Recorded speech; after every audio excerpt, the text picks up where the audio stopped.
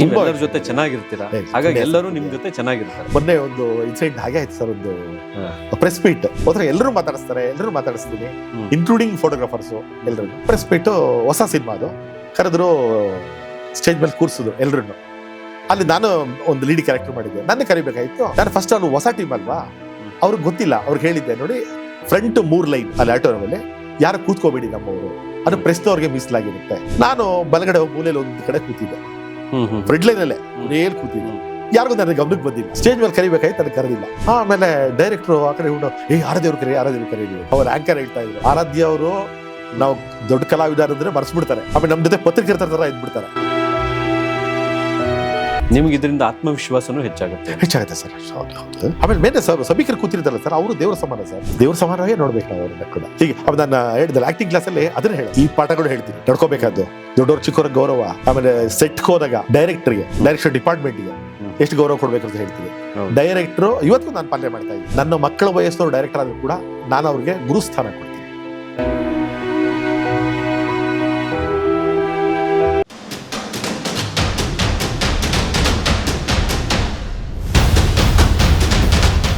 Sir, talent only opens the first door ಅಂತ ನಾನು ಹೌದು ಸರ್. ಹರ್ಷ ಬೋಗ್ಲೆ ಎಲ್ಲೋ ಒಂದ್ ಕಡೆ ಹೇಳ್ತಾ ಇದ್ದಾರೆ, talent only opens the first door.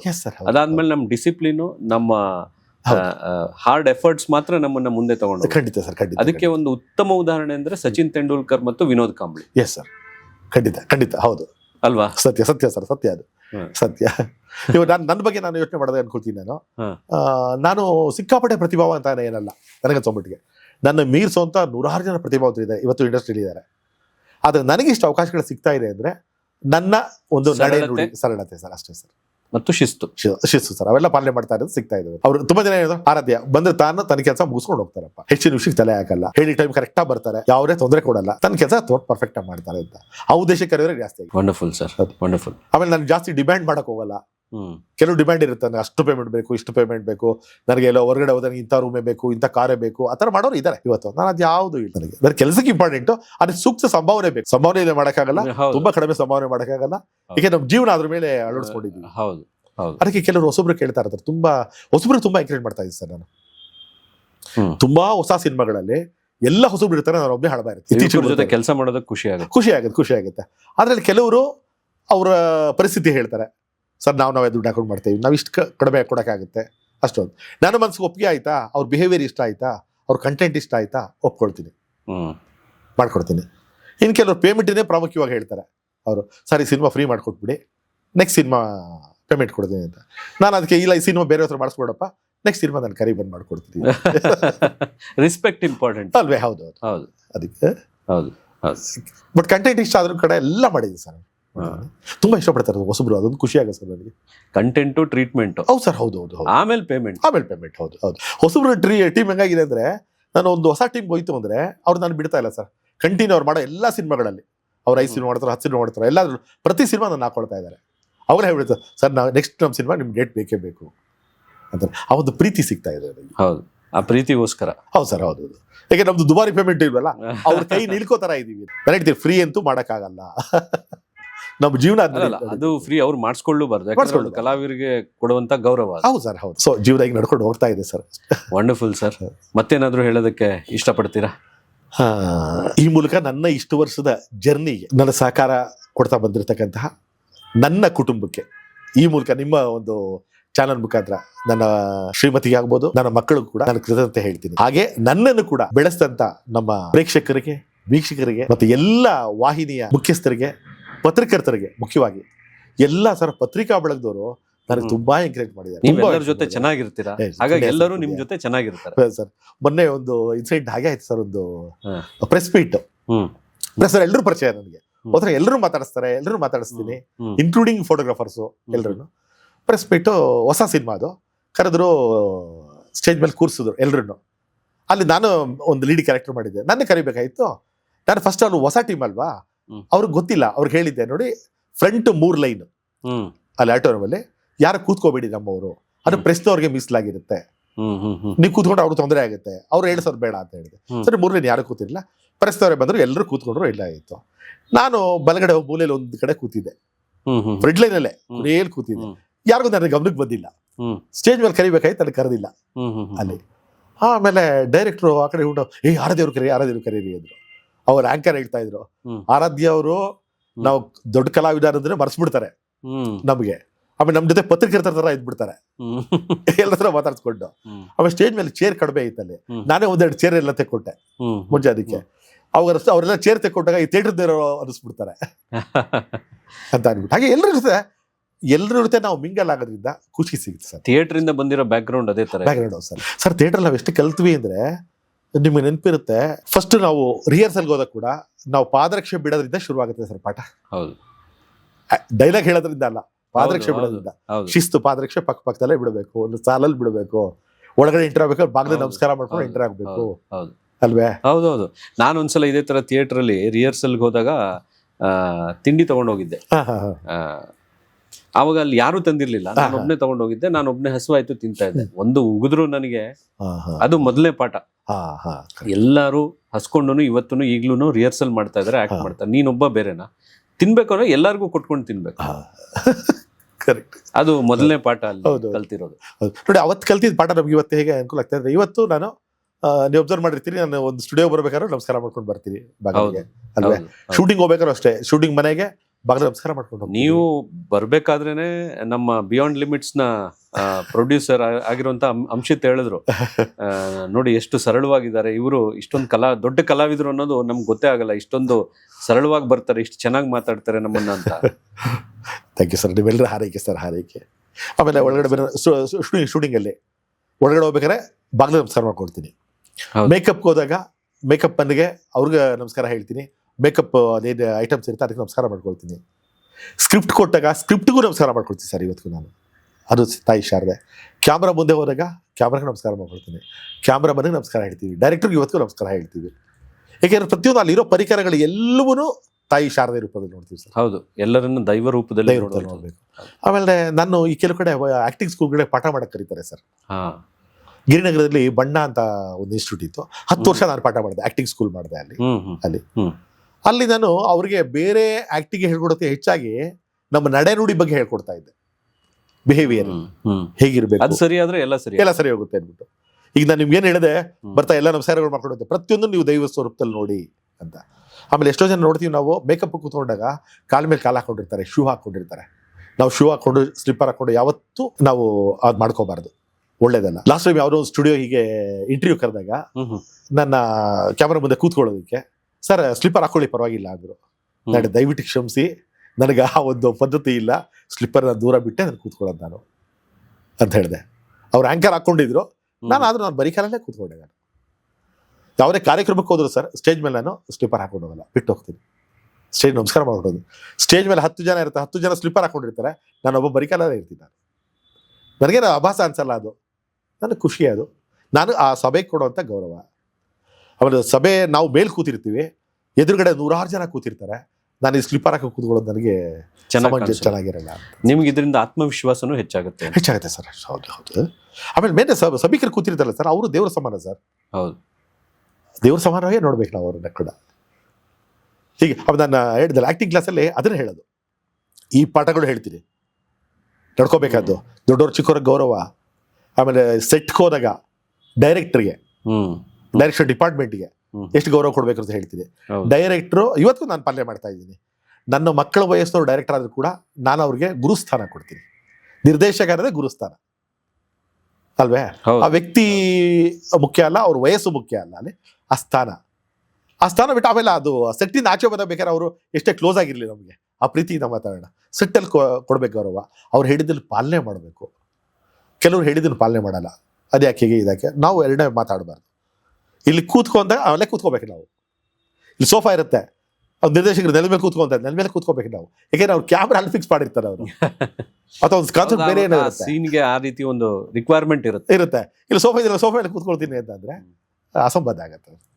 ಹಾಗೆ ನಿರ್ದೇಶಕರು ಪಾಲನೆ ಮಾಡಿ. ಆಮೇಲೆ ಕೆಲವು ಕಡೆ ಅಸಿಸ್ಟೆಂಟ್ ಡೈರೆಕ್ಟರ್ಗಳು ಸರ್ ಡೈಲಾಗ್ ಕೊಡ್ತಾ ಇರ್ತಾರೆ, ಅದನ್ನ ಗಮನಿಸ್ಬೇಕು. ಈ ಹೊಸಬ್ರು ತುಂಬಾ ಜನ ಅದನ್ನ ಗಮನಿಸಲ್ಲ.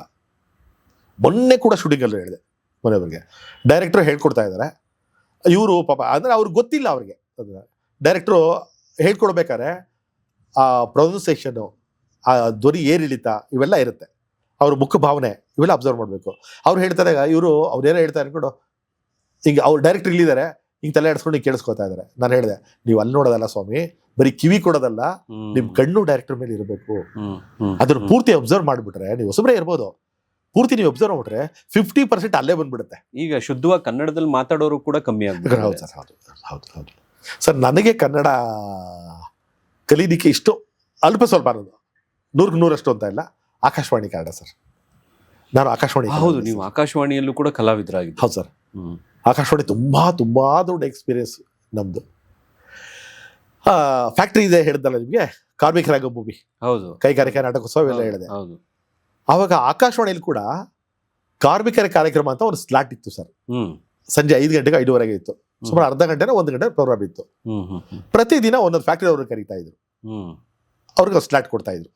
ಏನೋ ನೀವು ನಾಟಕ ಮಾಡ್ಬೋದು, ಅದರಲ್ಲಿ ಹಾಡು ಹೇಳ್ಬೋದು, ಅಥವಾ ಬೇರೆ ಏನೋ ನಿಮ್ಮ ಟ್ಯಾಲೆಂಟ್ ತೋರಿಸ್ಬೋದು, ಬಟ್ ಎಲ್ಲವನ್ನೂ ಧ್ವನಿ ಮೂಲಕ. ನಾನು ಕೂಡ ಮೈಸೂರು ಆಕಾಶವಾಣಿಯಲ್ಲಿ ಆವಾಗ ಓದುವಾಗ ಸರಿ, ನಾವು ಫ್ಯಾಕ್ಟ್ರಿಯಿಂದ ನಾಟಕ ಮಾಡ್ತಾ ಇದ್ವಲ್ಲ, ಆಕಾಶವಾಣಿಯಿಂದ ಕಾರ್ಮಿಕರ ಕಾರ್ಯಕ್ರಮ ನಮಗೊಂದು ಆಫರ್ ಬಂತು. ಹೋದ್ವಿ ನಾವೆಲ್ಲರೂ, ತುಂಬ ನಾಟಕಗಳು ಮಾಡಿದ್ವಿ. ಅದರಲ್ಲಿ ನನಗೆ ತುಂಬ ನೆನಪಿರೋದು ಅಂದರೆ ಒಂದೇ ರಕ್ತ ಅಂತ ಒಂದು ನಾಟಕ ಮಾಡಿದ್ವಿ. ಅದರಲ್ಲಿ ಡಾಕ್ಟರ್ ಪಾತ್ರ ಮಾಡಿದ್ದೆ ನಾನು ಒಂದೇ ರಕ್ತದಲ್ಲಿ. ನನ್ನ ವಾಯ್ಸ್ ಮಾಡ್ಯುಲೇಷನ್ ಕೇಳ್ಬಿಟ್ಟು ಅಲ್ಲಿದ್ದಂಥ ಅಧಿಕಾರಿಗಳು, ಡಾಕ್ಟ್ರು ಭಾಳ ಜೋರಾಗಿದ್ದಾರೆ, ಇವ್ರು ಚೆನ್ನಾಗಿ ಉಪಯೋಗಿಸ್ಕೋಬೋದು ಅಂತ ಅವ್ರು ಹೇಳಿದರು ನಮ್ಮ ನಿರ್ದೇಶಕರಿಗೆ.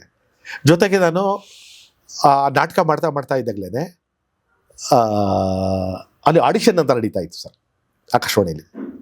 ಆಡಿಷನ್ ಅದಕ್ಕೊಂದು ಪ್ರೊಸೀಜರ್ ಇರ್ತಾ ಇತ್ತು. ಒಂದು ಅಪ್ಲಿಕೇಶನ್ ಕೊಡ್ತಾ ಇದ್ರು, ಫಿಲಪ್ ಮಾಡ್ಕೊಡ್ಬೇಕಾಯ್ತಲ್ಲ. ನಮ್ಮ ನಿರ್ದೇಶಕರು ಯಾರು ಕರ್ಕೊಂಡು ಹೋಗಿದ್ರು ಅವರು ಒಂದು 20 ಅಪ್ಲಿಕೇಶನ್ ಇಸ್ಕೊಂಡ್ರಲ್ಲಿ, ನಾವು ಕಲಾವಿದಿರೋದಿಲ್ಲ, ಎಲ್ರಿಗೂ ಅಪ್ಲಿಕೇಶನ್ ಕೊಟ್ಟರು ಫಿಲಪ್ ಮಾಡಿ ಅಂತ. ಫಿಲಪ್ ಮಾಡಿ ನಾನು ನೆಕ್ಸ್ಟ್ ಡೇ ಅದಕ್ಕೊಂದು ಪ್ರೊಸೀಜರ್ ಇತ್ತು. ₹5 ಪೋಸ್ಟಲ್ ಆರ್ಡರ್. ಈಗ DD ಅಂತ ಹೇಳ್ತೀವಿ, ಆ ಕಾಲದಲ್ಲಿ postal order postal order ₹5 postal order ಹಾಕ್ಬಿಟ್ಟು ಅದನ್ನ ಅಪ್ಲೈ ಮಾಡಬೇಕಾಯ್ತು. ನಾನು ನೆಕ್ಸ್ಟ್ ಡೇ ಅಪ್ಲಿಕೇಶನ್ ತೊಗೊಂಡು ಬಂದೆ, ಫಿಲಪ್ ಮಾಡಿದೆ, ಪೋಸ್ಟ್ ಆಫೀಸ್ಗೆ ಪೋಸ್ಟಲ್ ಆರ್ಡರ್ ತೊಗೊಂಡು ಕವರ್ಗೆ ಹಾಕಿ ಅದನ್ನು ಪೋಸ್ಟ್ ಮಾಡಿದೆ. ಅದಾದ ಒಂದು 6 ತಿಂಗಳಿಗೆ ಇಂಟರ್ವ್ಯೂ ಬಂತು ನನಗೆ ಆಕಾಶವಾಣಿಯಿಂದಾನೆ. ಹೋದೆ, ಇಂಟರ್ವ್ಯೂ ಅಟೆಂಡ್ ಮಾಡಿದೆ, ಅಲ್ಲಿ B ಗ್ರೇಡ್ ಕಲಾವಿದರಾಗಿ ಆಯ್ಕೆ ಆದೆ. ಅದಾದ ಒಂದು 3 ತಿಂಗಳು ಲೆಟರ್ ಬಂತು ನನಗೆ, ಇಲ್ಲಿ ನೀವು ಸೆಲೆಕ್ಟ್ ಆಗಿದ್ರಿ, ನಮ್ಮ ನಾಟಕಗಳಲ್ಲಿ ನೀವು ಭಾಗವಹಿಸಬೇಕಾಗುತ್ತೆ, ನಿಮ್ಗೆ ಅದಕ್ಕೆ ಸೂಕ್ತ ಸಂಭಾವನೆ ಇರುತ್ತೆ ಅಂಥೇಳಿ. ಅಲ್ಲಿ ನಾಟಕಗಳಲ್ಲೂ ಮಾಡ್ತಾ ಇದ್ದೆ, ಮತ್ತು ಅವ್ರದ್ದು ಬೇರೆ ಇಂಡಿಪೆಂಡೆಂಟ್ ಕಾರ್ಯಕ್ರಮ ಇರ್ತಾ ಇತ್ತು ಸರ್. ಇಂಟರ್ವ್ಯೂ ಮಾಡೋದು ಅದು ಇದೆಲ್ಲ ಇರ್ತಾ ಇತ್ತು, ಸಂದರ್ಶನ ಮಾಡೋದೆಲ್ಲ ಇರ್ತಾಯಿತ್ತಲ್ಲ. ಗೌರ್ಮೆಂಟ್ ಆಫೀಸ್ಗೆ ಕಳಿಸ್ತಾ ಇದ್ದು, ಈ ಕುಟುಂಬ ಕಲ್ಯಾಣ ಇಲಾಖೆ, ಕಾರ್ಮಿಕ ಇಲಾಖೆ, ಎಜುಕೇಶನ್ ಪ್ರೋಗ್ರಾಮ್ಸ್. ಕೆಲವು ನಮಗೆ ಪ್ರಾಜೆಕ್ಟ್ ಕೊಡ್ತಾ ಇದ್ರು. ಅವಾಗ ಬಾಲ ಕಾರ್ಮಿಕರದೇನೋ ಒಂದಷ್ಟು ಇತ್ತು. ಆಗ ನಾನೇ ಹುಡುಕೊಂಡೋಗಿ, ಈಗ ಗ್ಯಾರೇಜ್ಗಳಿಗೆ ಹೋಗಿ ಚಿಕ್ಕ ಹುಡುಗರಿದ್ರೆ ಆ ಹುಡುಗರು ಇಂಟರ್ವ್ಯೂ ಮಾಡೋದು. ಅವಾಗೆಲ್ಲ ಚಿಕ್ಕದು ಟೇಪ್ ರೆಕಾರ್ಡರ್ ಅಂತ ಬರ್ತಾ ಇತ್ತು, ಇಷ್ಟು ಸೈಜು. ಅವಾಗ ಅದನ್ನ ತಗೊಂಡೋಗಿ ಆ ಹುಡುಗರನ್ನ ಮಾತಾಡಿಸಿ, ನಿನ್ನ ವಯಸ್ಸೆಷ್ಟು ಏನು ಅನ್ನೋದೆಲ್ಲ, ಅದು ಕಾನೂನು ವಿರೋಧ ಬಾಲ ಕಾರ್ಮಿಕರದ್ದು, ಅದೆಲ್ಲ ರೆಕಾರ್ಡ್ ಮಾಡ್ಕೊಂಡ್ ಬರ್ತಾ ಇದ್ದೆ. ಅಲ್ಲ ಅವ್ರನ್ನೂ ಮಾತಾಡಿಸ್ತಾ ಇದ್ದೆ, ಗ್ಯಾರೇಜ್ ಮಾಲೀಕರನ್ನ, ನೀವು ಚಿಕ್ಕ ಹುಡುಗರ ಇಟ್ಕೊಳ್ಳೋದು ತಪ್ಪಲ್ವಾ, ಬೆಂಗಳೂರು ಆಕಾಶವಾಣಿ ಈ ಥರದ್ದೆಲ್ಲ. ಆಮೇಲೆ ಇದ್ರ ಸಂಬಂಧನೇ ಲೇಬರ್ ಕಮಿಷನರ್ನ ಇಂಟರ್ವ್ಯೂ ಮಾಡುವಂಥ ಅವಕಾಶ ಸಿಕ್ಕಿತ್ತು. ಅಲ್ಲಿ ಅವೆಲ್ಲ ಭಾಳ ಒಳ್ಳೆಯ ನನಗೆ ಖುಷಿ ಸಿಕ್ತು ಸರ್ ಅವೆಲ್ಲ ಈ ಥರದ್ದು. ಆಮೇಲೆ ಅದೇ ಆಕಾಶವಾಣಿಯಲ್ಲಿ ಇವರು CV ಶಿವಶಂಕರ್ ಅವರು, ನಮ್ಮ ಹಿರಿಯ ನಿರ್ದೇಶಕರು, ನೆನ್ಸ್ಕೊಂಡು ಇತ್ತೀಚೆಗೆ ಅವ್ರನ್ನ ಕಳ್ಕೊಂಡ್ವಿ. ತುಂಬಾ ಒಂದು ಕನ್ನಡ ಅಭಿಮಾನಿ ಅವರು. ಅವ್ರ ಮಗ ಕೂಡ ಈಗ ಫಿಲಂ ಡೈರೆಕ್ಟರ್ ವೆಂಕಟ್ ಭಾರದ್ವಾಜ್ ಅಂತ ಹೇಳಿ. ವೆಂಕಟ್ ಭಾರದ್ವಾಜ್ ತುಂಬಾ ಒಳ್ಳೊಳ್ಳೆ ಸಿನಿಮಾಗಳು ಮಾಡ್ತಾರೆ. ಕೆಂಪಿರುವೆ ಇವೆಲ್ಲ ಮಾಡಿದ್ರು ನೋಡಿ. CV ಶಿವಶಂಕರ್ ಅವರ CV ಶಿವಶಂಕರ್ ಅವರು ನನ್ನ ಗುರುಗಳು ಅಂತ ಹೇಳಲಿಕ್ಕೆ ನಾನು ಇಷ್ಟಪಡ್ತೀನಿ ಸರ್. ಅವರು ಮೂಲತಃ ವೃತ್ತಿ ರಂಗಭೂಮಿಯವರು. ಅವರ ರಂಗಭೂಮಿಯಲ್ಲಿ ನಡೆದಂತ ಒಂದು ಘಟನೆಗಳನ್ನ ಆಧಾರವಾಗಿ ಇಟ್ಕೊಂಡು ಸ್ಕ್ರಿಪ್ಟ್ ಮಾಡಿದ್ರು. ಪ್ರಹಸನಗಳು, ನಾವು ಸ್ಕಿಟ್ ಅಂತ ಹೇಳ್ತೀವಿ, ಅದನ್ನ ಒಂದು 36 ಎಪಿಸೋಡ್ ಮಾಡಿದ್ವಿ ಸರ್ ಆಕಾಶವಾಣಿಗೆನೆ. 36 ಎಪಿಸೋಡ್. ಅದರಲ್ಲಿ ಒಂದು 4-5 ಪಾತ್ರ ಇರ್ತಾ ಇತ್ತು. ಮೊದಲನೇದಾಗಿ CV ಶಿವಶಂಕರ್ ಅವರು, ಮತ್ತೆ ಪ್ರಸನ್ನ ಅಂತ ಒಬ್ರು ವಯಸ್ಸಾದವರೊಬ್ಬರು ಇದ್ರು, ಮತ್ತು ಇರುವ ಸತ್ಯವತಿ ಅಮ್ಮ ಅಂತ ಅವರು ಈಗ ಸಿನಿಮಾಗಳ ಸೀರಿಯಲ್ ಮಾಡ್ತಾ ಇರ್ತಾರೆ ಅವರು, ನಾನು, ಮತ್ತು ಆಕಾಶವಾಣಿ ಆಫೀಸರ್ ಒಬ್ರು ಗೋಪಾಲ್ ನಾಯ್ಕ್. 4-5 ಪಾತ್ರ ಅಷ್ಟೇ. ಕೆಲವು ಸರಿ ನಾವೇ ಪಾತ್ರ ರಿಪೀಟ್ ಮಾಡ್ತಾ ಇದ್ವಿ, ಒಬ್ಬರು 2-3 ಪಾತ್ರಗಳು. ಅದು ನನಗೆ ಹೆಚ್ಚಿನ ಅನುಭವ ಕೊಡ್ತು ಅಲ್ಲಿ. ಅಂಥ ದೊಡ್ಡವ್ರ ಮಧ್ಯೆ ನಾನು ಹುಡುಗ. ಈಗ ನೀವು ನನ್ನ ವಯಸ್ಸಲ್ಲಿ ಹೇಗೆ ದೊಡ್ಡವ್ರು ಅಂತೀರಿ, ಆಗ ನಾನು ಅಂಥ ದೊಡ್ಡವ್ರ ಮಧ್ಯೆ ನಾನು ಚಿಕ್ಕ ಹುಡುಗ. ನನಗೆ ಕಲಿಯೋದಕ್ಕೆ ತುಂಬ ಅವಕಾಶ ಸಿಕ್ತು. ಅದು 36 ಎಪಿಸೋಡ್ ಮಾಡಿದ್ವಿ ಸರ್. ಅದು 8 ಸರ್ತಿ ರೀಬ್ರಾಡ್ಕಾಸ್ಟ್ ಆಯಿತು. 36x8 ತುಂಬ ಒಳ್ಳೆ ಹೆಸರು ಕೊಡ್ತು. ಅದು ಕಂಪನಿಯ ಪೆಂಪು ಇಂಪು ಅಂತ, ಕಂಪನಿಯ ಪೆಂಪು ಇಂಪು ಅಂತ ಬಹಳಷ್ಟು ಜನ ಕೇಳೋರು ಇದ್ರು ಅದನ್ನು. ಅದನ್ನ ಕೇಳ್ಬಿಟ್ಟು ನಮಗೆಲ್ಲ ರಿಪೋರ್ಟ್ ಹೇಳ್ತಾ ಇದ್ರು ಅದನ್ನ. ಅದಕ್ಕೂ ಮುಂಚೆ ಹೇಳಿ ಕಂಪನಿ ಪೆಂಪು ಮುಂಚೆ ನಾಟಕಗಳು ಮಾಡ್ತಾ ಇದ್ವಲ್ಲ, ಒಂದ್ಸರಿ ಬಸ್ಸಲ್ಲಿ ಹೋಗ್ತಾ ಇದೆ ಸರ್ ಅವಾಗ. ಈಗ ನಾವು ಇಷ್ಟೆಲ್ಲ ಸಿನಿಮಾ ಸೀರಿಯಲ್ ಮಾಡಿದ್ಮೇಲೆ ನಮ್ಮ ಮುಖ ಗುರ್ತಿಡಿತಾರೆ ಅಂದರೆ ಅದೇನು ಹೆಚ್ಚುಗಾರಿಕೆ ಅಲ್ಲ, ನೋಡಿರ್ತಾರೆ. ಆಗ ಧ್ವನಿ ಮೂಲಕ ಗುರ್ತಿಡಿತಾ ಇದ್ರು. ನಾನು ನನ್ನ ಫ್ರೆಂಡ್ ಮಾತಾಡ್ತಾ ಇದ್ವಿ, ಪಕ್ಕದಲ್ಲಿ ಇರೋರು ಸರ್ ನಿಮ್ದು ಆಕಾಶವಾಣಿ ನಾಟಕ ಬರುತ್ತಲ್ವಾ ಅಂದರು. ನನ್ನ ವಾಯ್ಸ್ ಕೇಳಿ ಓ ಎಷ್ಟು ಖುಷಿ ಆಗುತ್ತೆ ಸರ್ ಅದು, ಹೌದು ಅಲ್ವೇ? ಹೌದು. ಅದು ಕಂಪೇರ್ ಮಾಡೋದು ಇವತ್ತು ಕೂರ್ಸೋದು ಏನು ಹೆಚ್ಚಲ್ಲ ಹೆಚ್ಚಲ್ಲ. ಹೀಗೆ ಆಕಾಶವಾಣಿಯಿಂದ ಆಮೇಲೆ ಅಕಾರ ಹಕಾರಗಳು, ಸಕಾರ ಶಕಾರಗಳು ಇವೇನಾದ್ರೂ ಒಂದು ನಾನು ಸ್ವಲ್ಪ ಶುಭ್ರವಾಗಿರಬೇಕು. ಅದನ್ನು ಒಂಚೂರು ನಾನು ಕಲ್ತಿದ್ರೆ ಅದಕ್ಕೆ ಆಕಾಶವಾಣಿ ಕಾರಣ. ಆಕಾಶವಾಣಿ ನಾನು ಯಾವತ್ತೂ ತುಂಬ ಕೃತಜ್ಞನಾಗಿರ್ತೇನೆ sir. Wonderful sir, wonderful sir. Thank you sir. Sir ಇಷ್ಟೊತ್ತು ನಿಮ್ಮ ಜೊತೆ ಮಾತಾಡಿದ್ದು ತುಂಬಾ ಖುಷಿ ಕೊಡ್ತು. ನಮ್ಮ ಹಳೆಯ ದಿನಗಳನ್ನ ಮೆಲುಕು ಹಾಕಿದ್ವಿ. ನೀವು ನಮ್ಗಿಂತ ತುಂಬಾ ಸೀನಿಯರು, ನಿಮ್ಮಿಂದ ನಾವು ಬಹಳ ಕಲ್ತಿದೀವಿ. ಕಲಿಯೋದಕ್ಕೆ ಇನ್ನೂ ಇದೆ. ನಮ್ಮ ಸ್ಟುಡಿಯೋಗೆ ಬಂದು ನಮ್ಮ ಜೊತೆ ಮಾತಾಡಿದ್ದೀರಾ ಸರ್, ಥ್ಯಾಂಕ್ ಯು, ತುಂಬಾ ಧನ್ಯವಾದಗಳು. ಮತ್ತೆ ಸಿಗೋಣ. ಮತ್ತೆ ಹೀಗೆ ನಿಮ್ಮ ಅನುಭವಗಳನ್ನು ಹಂಚ್ಕೊಳ್ಳೋಕ್ಕೆ ಮತ್ತೆ ನಮ್ಗೆ ಅವಕಾಶ ಸಿಗಲಿ ಅಂತ ಪ್ರಾರ್ಥನೆ. ಸರಿ ಸರ್, ನಮ್ಮ ಹಿರಿಯರಿಂದ ಕಲ್ತಿದ್ದನ್ನ ನಾವು ನಮ್ಮ ಕಿರಿಯರಿಗೆ ಹೇಳ್ತಾ ಇರ್ತೀವಿ ಸರ್. ಇದು ಹೀಗೆ ಜನರೇಷನ್. ನಮ್ಮ ತಾತ ಅಪ್ಪನಿಗೆ ಹೇಳ್ತಾ ಇದ್ರು, ಅಪ್ಪ ನಮ್ಗೆ ಹೇಳ್ತಾ ಇದ್ರು, ನಾವು ನಮ್ಮ ಮಕ್ಕಳಿಗೆ ಹೇಳ್ತೀವಿ. ಅದು ಹೇಳಬೇಕಾದ ದೊಡ್ಡವ್ರ ಕರ್ತವ್ಯ, ತಿಳ್ಕೋಬೇಕಾದ್ದು ಆ ಮುಂದಿನ ಜನರೇಷನ್ಗೆ. ಈ ವೇದಗಳು, ಈ ಸೂಕ್ತಗಳು ಎಲ್ಲ ಬಂದಿರೋದು ಅದೇ ತರ ಅಲ್ವಾ? ಹೌದು ಸರ್, ಹೌದು ಹೌದು. ಒಬ್ಬರಿಂದ ಒಬ್ರು ಕೇಳಿ ಪರಂಪರೆಯಾಗಿ ಬಂದಿರೋದು. ಹೌದು ಸರ್, ಹೌದು ಹೌದು ಹೌದು. ಖಂಡಿತ ಸರ್, ಮತ್ತೆ ಭೇಟಿ ಆಗೋಣ. Sir, thank you sir. Thanks for ತುಂಬ ಧನ್ಯವಾದಗಳು ಸರ್ ತಮಗೆ ಮತ್ತು ಎಲ್ಲ ನಮ್ಮ ವೀಕ್ಷಕ ಪ್ರಭುಗಳಿಗೆ ನಾನು ಅನಂತ ಶರಣಾರ್ಥಿ.